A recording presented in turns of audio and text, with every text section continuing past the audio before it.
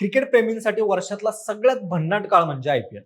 मंडळी, यावर्षीचं ऑक्शन नुकतंच पार पडलं, ते आपण बघितलंच. आणि त्यात काही खेळाडूंवर अक्षरशः पैशांचा पाऊस पडला. यात सगळ्यात जास्त कॅमेरॉन ग्रीनला 25 कोटींची बोली लागली, तर काही तरुण खेळाडूंना अचानक करोडपती बनण्याची संधी मिळाली. त्यावेळेस फ्रँचायझी मालकांच्या टेबलवर पॅडलवर पॅडल उचलले जात होते.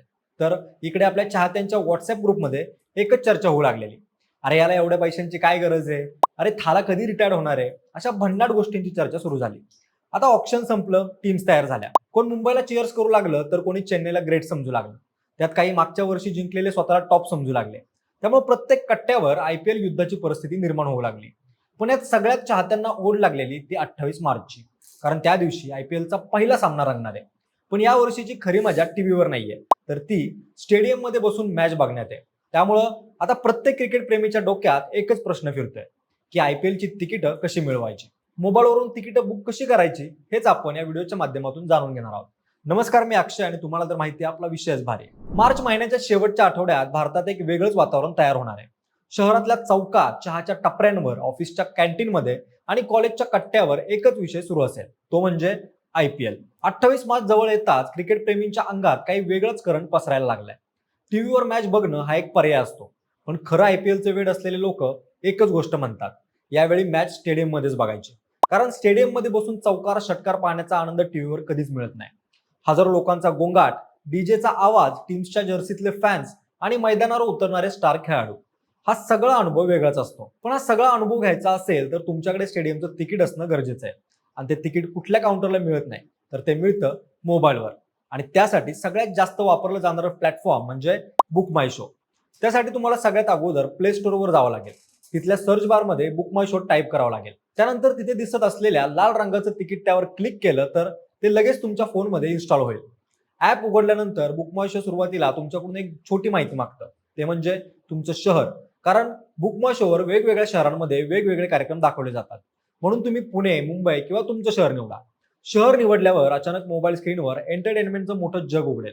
त्यामध्ये movies, concerts, comedy shows, events, sports सगळं काही दिसत असतं. त्यात कुठेतरी चमकत असतो एक शब्द, आयपीएल. बस तिथेच क्लिक करायचं. तिथे क्लिक केल्यावर क्रिकेटच्या मॅचेसची लिस्ट समोर येते. त्यानंतर स्क्रीनवर वेगवेगळ्या टीम्सच्या मॅचेस दिसायला लागतात. कुठे मुंबई इंडियन्सची मॅच असते, कुठे चेन्नई सुपर किंग्सची, तर कुठे आरसीबीची.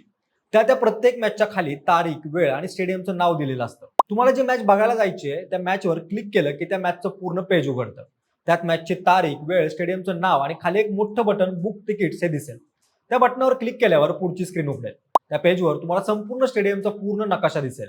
त्यात वेगवेगळे स्टँड वेगवेगळ्या रंगात दाखवलेले असतात. कुठे नॉर्थ स्टँड, कुठे साऊथ स्टँड, कुठे प्रीमियम स्टँड. प्रत्येक स्टँडचा वेगळा रेट असतो. काही तिकीट 800 रुपयांच्या आसपास असतात, काही 1,500, तर काही व्हीआयपी स्टँडची तिकीट 5 किंवा 8,000च्या घरात असतात. आता इथेच खरा प्रश्न पडतो की कुठे बसून मॅच बघायची, जेणेकरून आपल्याला आपल्या आवडीचे प्लेयर जवळून बघता येतील. त्यासाठी 1,500 आणि व्हीआयपी तिकीट हा बेस्ट ऑप्शन आहे. हे ठरल्यावर त्या स्टँडवर क्लिक करायचं. त्यानंतर पुढे एक छोटासा पर्याय येतो की तुम्हाला किती तिकीटे घ्यायची आहेत. तुम्ही 2, 3 किंवा 4 तिकीटे निवडू शकता. पुढे क्लिक करताच अचानक स्क्रीनवर एक छोटासा काउंटडाऊन सुरू होतो. कारण आयपीएल तिकीट खूप झटपट संपतात. हजारो लोक एकाच वेळी तिकीटे बुक करत असतात. त्यामुळं तुमची सीट काही मिनिटांसाठी लॉक केली जाते. स्क्रीनवर लिहिलेलं दिसतं की सीट लॉक्स फॉर 5 मिनिट्स, म्हणजेच 5 मिनिटात पेमेंट केलं नाही तर ती सीट दुसऱ्या कोणाला तरी मिळू शकते. त्यामुळं तिथून पटकन पुढे पेमेंटच्या पेजवर यायचं. पेमेंटच्या स्क्रीनवर पोहोचल्यावर अनेक पर्याय दिसतात. Debit card, credit card, net banking, wallet आणि युपीआय.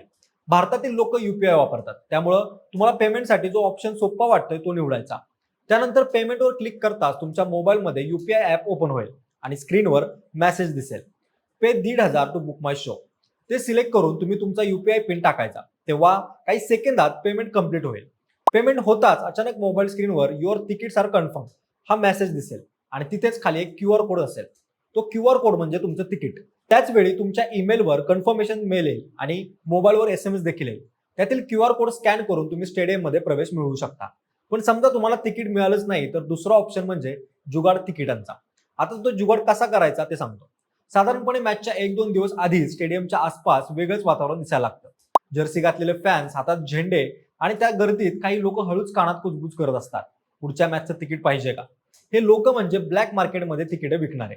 ते स्वतः आधीच ऑनलाईन किंवा इतर मार्गाने मोठ्या प्रमाणात तिकीटे विकत घेतात आणि नंतर मॅचच्या दिवशी स्टेडियमच्या बाहेर जास्त किमतीमध्ये विकतात. मॅचच्या दिवशी तुम्ही स्टेडियम जवळ पोहोचलात की गेट पासून थोड्या अंतरावर असे लोक फिरताना दिसतील. ते थेट उघडपणे विक्री करत नाहीत, पण बहुतेक वेळा ते हळू आवाजात विचारतात किती तिकीट पाहिजे. तुम्ही जर होकार दिला तर ते लगेच बाजूला घेऊन जातात आणि मोबाईलमध्ये किंवा हातात असलेलं तिकीट दाखवतात. म्हणजे ज्याची मूळ किंमत 1,000 असते ते तिकीट 3,000 किंवा 4,000ला विकतात. कधी कधी तर मोठ्या मॅचेसमध्ये किमती 5 पटी होतात. आणि जर समजा सामना मोठ्या टीम्समध्ये असेल, जसं की मुंबई इंडियन्स विरुद्ध चेन्नई सुपर किंग्स, तर ब्लॅक तिकिटांचा दर आणखी वाढतो.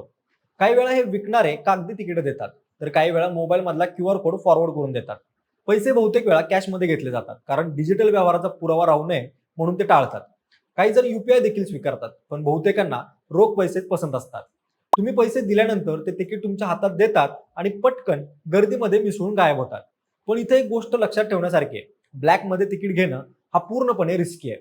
काही वेळा तिकीट खोटं असू शकतं किंवा आधीच कुणीतरी वापरलेलं असू शकतं. स्टेडियमच्या गेटवर QR कोड स्कॅन केल्यावरच खरं कळतं की तिकीट खरं आहे की नाही. त्यामुळं अनेक वेळा लोक जास्त पैसे देऊनही आज जाऊ शकत नाहीत. म्हणूनच अधिकृत वेबसाईट किंवा ऍप वरून तिकीट घेणं सुरक्षित मानलं जातं. तरी क्रिकेटचं वेड असलेले माणसं हा धोका पत्करतात, कारण त्यांच्यासाठी एकच गोष्ट महत्वाची असते, IPL ची मॅच आणि स्टेडियममध्ये बसून लाईव्ह मॅच पाहण्याचा अनुभव.